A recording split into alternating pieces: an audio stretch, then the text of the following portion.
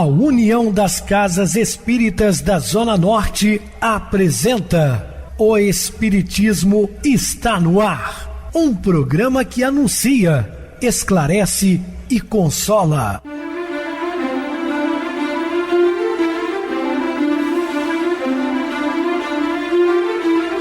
Não se turve vosso coração. Credes em Deus, credes também em mim. Na casa de meu pai há muitas moradas. Se assim não fora, eu vou-los teria dito, pois vou preparar-vos lugar. O Espiritismo está no ar. Sintonize esta frequência. Pare, pense na vida, faça perguntas. Olá, meus queridos e amados irmãos ouvintes da Rádio Clube FM e também do programa O Espiritismo está no ar, uma onda de amor e luz em seu rádio. Rádio Clube FM, sua voz e a nossa voz. Estamos no ar de segunda a sexta, desde 2014, também pelo YouTube, o canal é Viver _Melhor.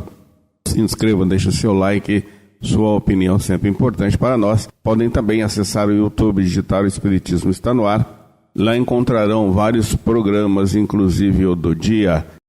Finalmente chegou amanhã o nosso Festival de Caldos na Casa Espírita Maria de Nazaré, que fica na rua Diogo Álvares, 133, rua da Praça do Bairro Benfica, Zona Norte de Juiz de Fora. Estão todos convidados. Será de 18 às 20 horas. Caldos de mandioca, canjiquinha com costelinha, canjica doce e muito mais. Vamos aproveitar esse momento de confraternização. Recebo carinhosamente meu querido amigo, expositor espírita Marcos Ferreira. Uma boa noite, seja muito bem-vindo. Boa noite, Pedrosa, boa noite a todos os ouvintes. Vamos para mais uma noite de estudo do Evangelho de Jesus. Muita paz e muita luz a todos. Bem, meus irmãos, vamos estudar sobre Todos são Caminhos. Dúvidas, entre em contato conosco, ligando para o WhatsApp da Rádio Clube FM, que é 0 operadora 32 999327758. Para falar comigo, utilize a TIM 988012675. O WhatsApp 9844949, novamente 59. O e-mail, o espiritismo está no ar, @hotmail.com. Interajam conosco, façam perguntas, tirem dúvidas, podem dar sugestões ao programa. Estamos à disposição dos ouvintes. Vamos agora para aquele momento muito especial que é o nosso momento de oração. Sintonize esta frequência. O Espiritismo está no ar. Momento de oração. Vive sempre em paz. Uma consciência tranquila, que não traz remorsos de atos passados, nem teme ações futuras, gera harmonia, muita paz e muita luz a todos. Estamos apresentando O Espiritismo está no ar. Bem, meus amados irmãos, estamos de volta com o assunto da noite, falando todos são caminhos. Porque essa porta tão estreita que é dada ao menor número transpor, se a sorte da alma está fixada para sempre depois da morte, é assim que com a unicidade da existência se está incessantemente em condição consigo mesmo e com a justiça de Deus, com a eternidade da alma e a pluralidade dos mundos. O horizonte se amplia. Está no capítulo 18, item 5, que o Evangelho segundo o Espiritismo. Então vamos entender porque todos são caminhos. Também os caminhos inadequados que tomamos ao longo da vida são parte essencial da nossa educação. Quantas vezes nós pegamos caminhos equivocados, né? E acabamos, como dito popular, que quebramos a cara, mas vamos aprender, certamente, não? O tropeço, muitas vezes, faz com que você adquira uma experiência grandiosa para não cometer os mesmos equívocos no futuro. E a cada tropeço, é preciso levantar novamente e retornar à marcha. Tudo o que sabemos hoje, aprendemos com os acertos e também com os erros do passado. Entendemos que, na verdade, os erros também, grande instrução para todos nós.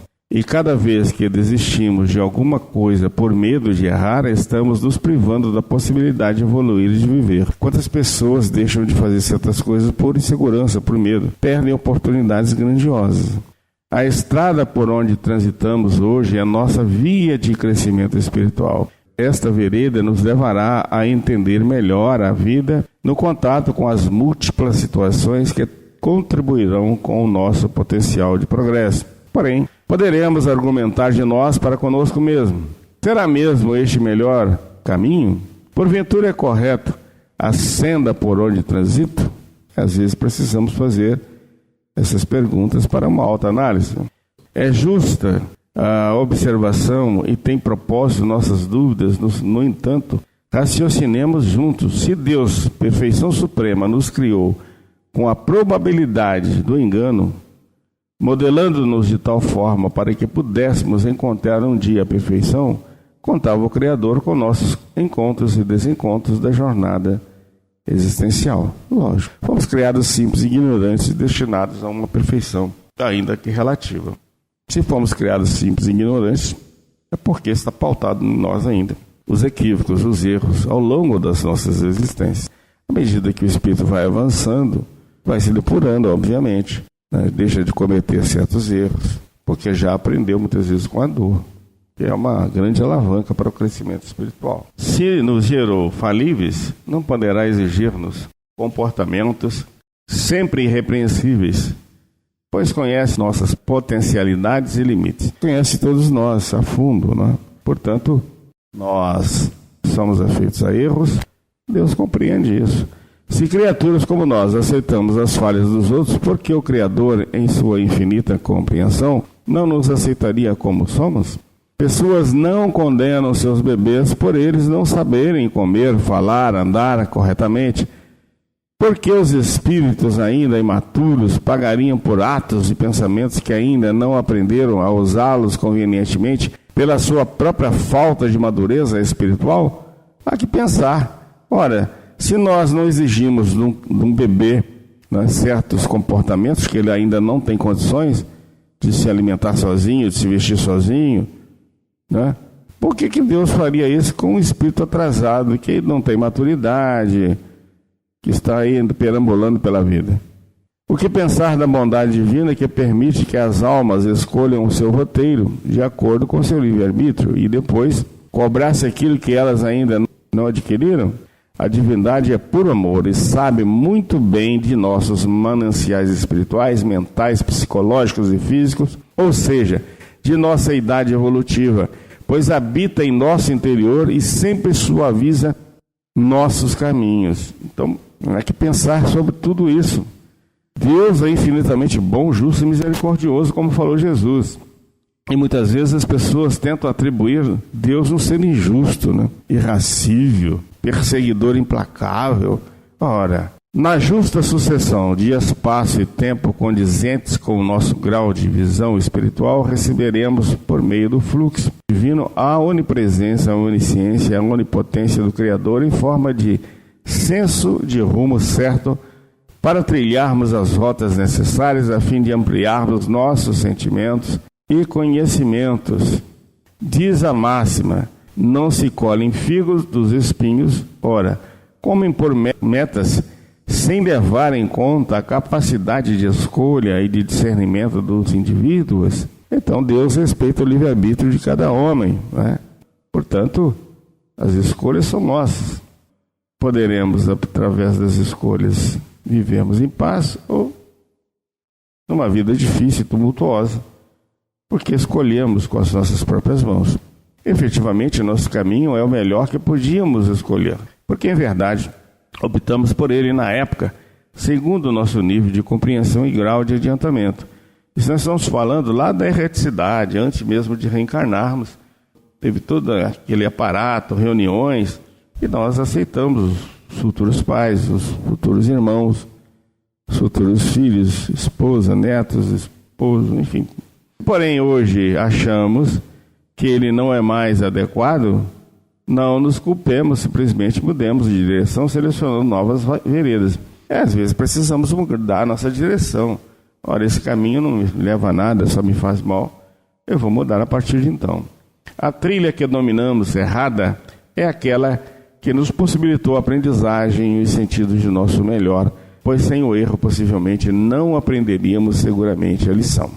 Nós mesmos que nos provamos, a cada passo experienciamos situações e pessoas, retirando vantagens e ampliando o nosso modo de ver, sentir, a fim de crescermos naturalmente, desenvolvendo nossa consciência. Portanto, o homem é artífice do seu próprio destino, né?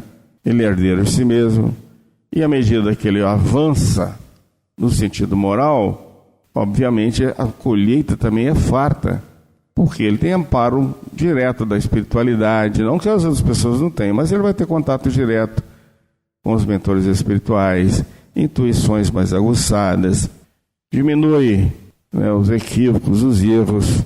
Por quê? Porque ele está trilhando um caminho de redenção, de paz, pautado no Evangelho de nosso Senhor Jesus Cristo. E isso a humanidade está cheia de belos exemplos. A gente sempre cita aqui Madre Teresa, Francisco de Assis, Gandhi, Chico Xavier e tantos outros que buscaram o caminho do Senhor.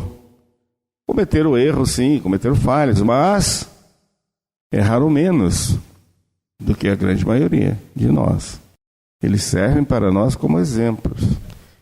Ninguém nos condena, nos é que cremos no castigo e nos autopunimos, provocando padecimentos com nossos gestos mentais. Há quem acredita que Deus castiga. Ora, Deus não castiga ninguém. Deus é justo, misericordioso. O castigo que você sofre são escolhas mal feitas por você mesmo e vai de encontro às leis naturais e responde por elas. Lei de causa e efeito. Aceitemos sem condenação todas as sendas que percorremos. Todas são válidas se retirarmos os elementos educativos dos quais foram objeto, porque assim somadas dar-nos-ão sabedoria para outros caminhos mais felizes. Mesmo aquelas trilhas que anotamos como caminhos do mal, não são excursões negativas de perdição frente à vida, mas somente equivocadas, opções do nosso livre-arbítrio, que não deixam de ser reeducativas e compensatórias ao longo do prazo. Muitas vezes os erros também fazem-nos aprender com mais rapidez. Cada um de nós percorre a estrada certa no momento exato. De conformidade com o nosso estado de evolução, tudo está certo porque todos estamos nas mãos de Deus. Pensemos nisso. Esse sentimento resulta mesmo de uma lei física, a da assimilação e da repulsão dos fluidos. Daí a diferença de sensações e se experimenta a aproximação de um amigo ou de um inimigo. Amar os inimigos é não ter contra eles nem ódio, nem desejo de vingança. Amar os inimigos não é ter para com eles uma afeição que não está na natureza, porque o contato de um inimigo faz bater o coração de maneira bem diferente do de um amigo. Na investigação profunda da raiva, rancor ou ira, devemos considerar os poderosos e irracionais impulsos de agressividade espontâneos e inatos na psique humana. São emoções ou formações psíquicas que o espírito humano partilha com o mundo animal do qual faz parte e de onde evoluiu. Atualmente, está provado cientificamente que as criaturas humanas, tais como são hoje, sofreram um processo de evolução extraordinário. Somente do hominídeo pré-histórico denominado de Java, ou Pterodactylus erectus, até o homem moderno, transcorreram-se em torno de 2 milhões de anos de desenvolvimento e aprimoramento do organismo do ser vivo. A moderna teoria evolutiva deve mais a Charles Darwin do que qualquer outro evolucionista, pois foi toda ela construída nas bases de sua obra intitulada A Origem das Espécies. Dessa forma, não podemos separar a natureza de nós mesmos, pois nós também somos natureza, entendendo que pertencemos aos mesmos departamentos da vida, desde o mineral, vegetal, animal, até o homem. Na natureza, tudo foi criado com objetivo e função, porque nada do que está em nós está errado.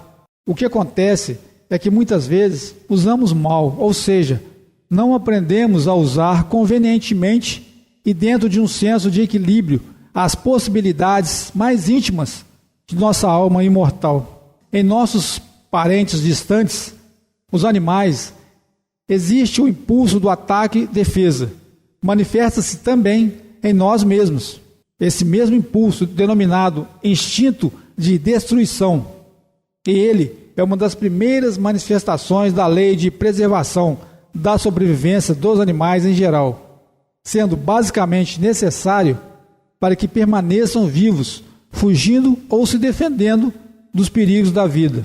Nos dias atuais, o termo raiva talvez tenha sido interpretado como sendo somente crueldade, violência, vingança, quando na realidade significa primordialmente estado de alerta, visto que essa energia emocional aguça todos os nossos demais sentidos, para uma eventual necessidade de proteção e apoio a qualquer que seja o fato ou situação em ocorrência que nos coloque em ameaça. Esse impulso natural possibilita à nossa mente uma maior oportunidade de elaboração, percepção e raciocínio, deixando-nos alerta para enfrentar e sustentar as mais diversas dificuldades, ativando nossos desejos de realização, impulsionando ações determinantes para rompermos a timidez e constrangimentos, encorajando para nos colocarmos no meio social e estimulando a defesa fuga frente a situações de risco. Face a essa conjuntura, entendemos que exaltação, irritação, melindre, raiva, ódio, violência ou crueldade fazem parte da mesma família desse impulso, bem como coragem, persistência, determinação, audácia, valentia. Podemos sentir essas mesmas emoções em níveis diversos de intensidade, de conformidade com nosso grau de evolução, conceituando-no com nomenclaturas diversificadas. A etimologia da palavra emoção significa movimento para fora. Pode ser conceituada como sendo movimento que sobe ou emerge frente a um possível estado de prazer ou dor.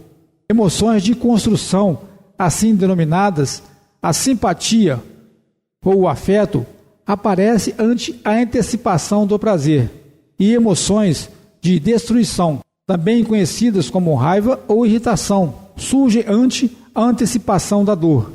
Destruição e construção, isso é, raiva e prazer, são os grandes impulsos de onde derivam todos os demais. Os instintos de construção e destruição são as fontes primitivas, às quais todo o processo da vida está ligado, e, por certo, o seu controle e direcionamento darão um melhor ou pior curso em nossa existência e em nosso crescimento pessoal. Portanto, quando ao ser humano é negado o direito de expressar sua raiva ou prazer, sendo castrado nos seus primeiros anos de vida, torna-se uma criança indefesa, conduzida para tendências de formação de personalidade tímida, medrosa e passiva. Já as tolerâncias ilimitadas dos pais nessas áreas induzirão o menor a se confundir com o uso de seus impulsos de agressividade e afeto, podendo atingir igualmente, em seu estado adulto, comportamentos apáticos e demonstrar uma enorme falta de iniciativa, infantilização ou superlativa dependência do lar. Entretanto, grande parte dos professores, tios, pais e avós mantêm uma forma de visão preconceituosa e obstinada sobre a raiva, soterrando os instintos inatos da criança, castigando-a e vendo-a como criatura má e imperfeita, atribuindo à mesma atitudes reprováveis, por acreditarem que tais energias emocionais sejam completamente condenáveis e inadmissíveis, que forçam os pequenos a serem, a qualquer preço, adaptados e bem comportados à maneira deles, gerando assim posturas futuras de isolamento e distanciamento dos adultos, retraídos por lhes ter sido negado o exercício de aprender a comandar suas mais importantes e primitivas emoções. Na contenção da raiva no adulto, notamos o escoamento do instinto para outros órgãos do corpo físico, surgindo assim a somatização com o aparecimento dos primeiros sinais da doença, naqueles mesmos órgãos para onde a energia reprimida se transferiu e se localizou. Em outras situações, as manifestações do descontrole dessas energias geram crises de fúria, predisposições ao suicídio, apatias, acerbações sexuais, paralisias histéricas, sentimentos de culpa, fobias e outros tantos transtornos espirituais e mentais. Todas as vezes que somos incomodados ou defrontados com agressores, o impulso de raiva vai surgir. Ele é automático, é nosso estado de alerta, que nos vigia e que nos defende de tudo aquilo que pode nos comprometer ou destruir. Porém, nas criaturas mais amadurecidas, os impulsos instintivos moldaram-se à sua mentalidade superior e elas passaram a controlá-los, canalizando-os de formas mais adequadas e coerentes.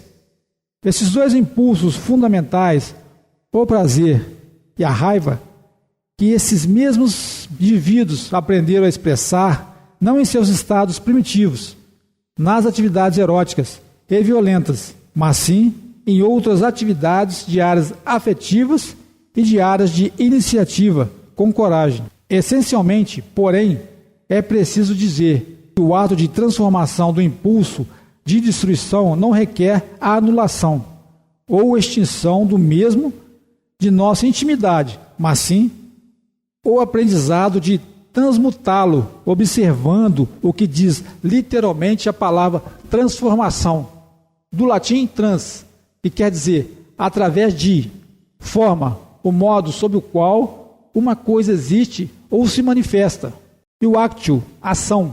Entendemos, por fim, que através de novas ações mudaremos de formas pelas quais a raiva se manifesta, sem, porém, aniquilá-las ou exterminá-las.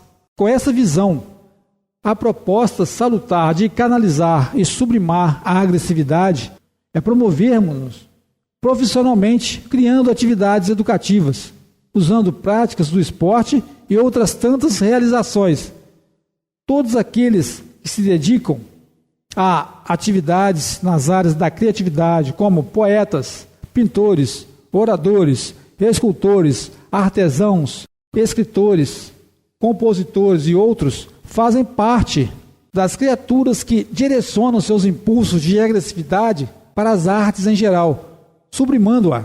Por sua vez, as pessoas que se exercitam fisicamente constituem exemplos clássicos daqueles que escoam naturalmente para o esporte a sua energia de raiva. Outros tantos a transformam, redirecionando-as para as atividades junto aos carentes, nas obras e instituições de promoção e assistência social. Quando as crianças insistirem em cortar, destruir, quebrar, arrancar, esmagar, torcer, bater ou amassar, estão apenas manuseando suas emoções emergentes da raiva ou impulsos agressivos, a fim de que saibam usá-los no futuro com controle e conveniência. Em vez de censurá-los e criticá-los, poderemos sim dar-lhes um material adequado para que essas manifestações possam ocorrer plenamente, sem dissabores ou demais prejuízos. Desse modo, amar os inimigos não é, pois, ter para com eles uma afeição que não está na natureza. Nossas emoções são energias que obedecem às leis naturais da vida. São previstas dentro dos estatutos da lei de destruição e da lei de conservação. Agem mecanicamente, pois são disparadas ao detectarmos nossos adversários. Não obstante, o contato com o inimigo faz bater o coração de maneira bem diferente ao de um amigo. Quer dizer, a emoção energética da raiva ativa a glândula suprarrenal, liberando a adrenalina no sangue. O coração acelera, a pressão arterial sobe e a respiração se amplia. Os músculos se contraem, daí sentimos essa sensação estranha e incômoda. Em síntese, amar os inimigos ou adversário na intenção do ensino de Jesus Cristo não é nutrir contra eles qualquer ação de vingança ou ódio, nem mesmo desejar-lhes mal algum. Mas, acima de tudo, o Mestre queria dizer que nossas emoções inatas de raiva, em nosso atual contexto evolutivo, não querem, em verdade, destruir nada do que está fora de nós, como se fazia nos primórdios da evolução, e querem nos defender, destruindo conceitos, atitudes e pensamentos dentro de nós, que nos tornam suscetíveis e vulneráveis ao mundo e, consequentemente, nos fazem ser atacados, machucados e ofendidos. Muito bem, Marcos, bem explicado. Vamos agora para o intervalo musical, a seguir a nossa oração final. Encontrando alegria. A humanidade passa por momentos difíceis, jamais imaginados pelas gerações anteriores ou atuais. Aqueles que vivenciamos conflitos mundiais, que enfrentamos crises econômicas de variada ordem, que sofremos a partida de amores, olhávamos para os dias que viriam, imaginando que seriam mais amenos. Mas isso não se concretiza. A calmaria depois da tempestade ainda não nos alcança. Apesar do progresso científico e tecnológico, percebemos que nossa alegria parece distante ou até mesmo impossível. Alguns nos perguntamos por onde anda essa alegria frente à triste realidade que enfrentamos. A cada ano, as estatísticas apontam que o número de pessoas infelizes aumenta, seja nas universidades, nas empresas, no lar, por toda parte. Portadores das mais brilhantes inteligências sacrificam voluntariamente a verdadeira felicidade pelo sucesso, porque aprenderam que, se forem empenhados, serão bem-sucedidos. E só então, quando alcançarem o sucesso, serão felizes. Na verdade, pesquisas na área da psicologia e da neurociência demonstram que acontece o contrário. Temos mais sucesso quando somos felizes. Porém, como falar de alegria em meio a tanto sofrimento existente em nosso planeta? Aí reside a grande sabedoria. Precisamos olhar as situações com outras lentes.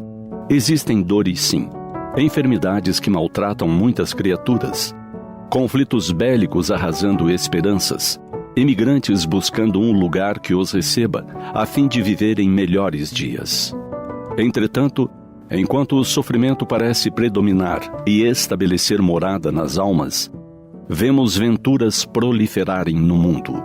Nunca se falou tanto em auxiliar o outro, em incluir o diferente, em acolher o estrangeiro. Jamais se falou tanto em respeito à vida, amparo à criança, ao idoso, em combate à fome e à solidão. Os programas de atendimento às pessoas somente crescem. Isso nos diz que o homem está melhor do que foi no passado. Basta então descobrirmos a alegria de viver nos versos da esperança. Habituemo-nos ao banquete da felicidade, apagando da memória as impressões sombrias. O pedregulho e o espinho no solo chamam-nos a atenção para a marcha. Porém, os astros na abóboda refulgente nos convidam ao crescimento e à glória da amplidão. Olhemos mais para o céu. Sintamos a força de Deus conosco. Estamos no ambiente que nos foi ofertado por Deus, que nos deseja prosperidade e alegria. Cresçamos na direção do infinito. Somos filhos da luz, criados para a luz. Para onde quer que nos voltemos, Deus é a presença constante.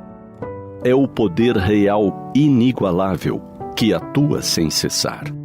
Tudo vibra e se movimenta graças à sua força, ao impulso inicial que dele procede. Abramos nossa mente e coração a essa energia que se irradia em todas as direções a fim de nos deixarmos penetrar por ela. Dóceis a ela, o sofrimento diminuirá sua intensidade em nossas vidas.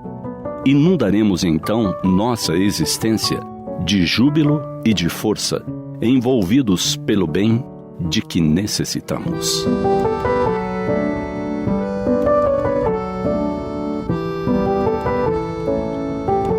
Sintonize esta frequência. O Espiritismo está no ar. Momento de oração. Senhor Jesus, Mestre Divino, acalentai os nossos corações, Senhor, porque necessitamos sempre do vosso auxílio, da vossa proteção, da espiritualidade amiga, para continuarmos a nossa jornada evolutiva enquanto encarnados, neste mundo de provas e expiações, passando por momentos difíceis, necessários certamente para nosso aprimoramento, mas sofremos porque somos criaturas falíveis. Pedimos também as suas bênçãos para todos os nossos queridos irmãos ouvintes, sintonizados com a nossa emissora ou nos ouvindo após pelo YouTube, que sejam confortados, que assim seja, graças a Deus. Meu querido irmão Marcos, suas despedidas. Boa noite, Pedrosa. Boa noite a todos os ouvintes. Grato mais uma vez pela oportunidade. Que possamos viver esses ensinamentos no nosso dia a dia. Muita paz a todos. Boa noite para você, Marcos. Muito obrigado pelo apoio aqui no programa. Boa noite também a todos os amados irmãos ouvintes do YouTube, internautas do Brasil e do exterior. Nossos irmãos da Zona Norte e de Juiz de Fora que nos acompanham com a rádio local 87,9 Rádio Clube FM. Continuem ligados ouvindo a nossa próxima atração, o programa Batidão com o DJ Tico, a seguir na voz de Ailton Moreno, o Encontro Central. Uma ótima noite de sexta-feira, um feliz final de semana e até segunda-feira, se Deus quiser.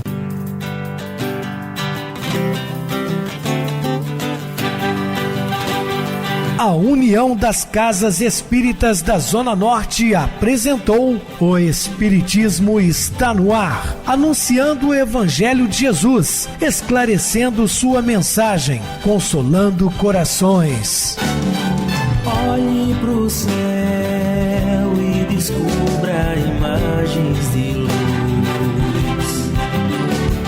Se tem Jesus, o amor todo que Deus te deu. Pense no bem, no melhor em que pode fazer. Seja o que for, também vai receber. De coração, ajude-me, irmão, a caridade é o caminho do amor. Faça ainda que possa sofrer, pois bênçãos de Deus há de ter. Ame, perdoe e viva melhor a natureza, o céu e o mar. Veja o encanto que a vida nos dá, a chance eterna que temos para amar.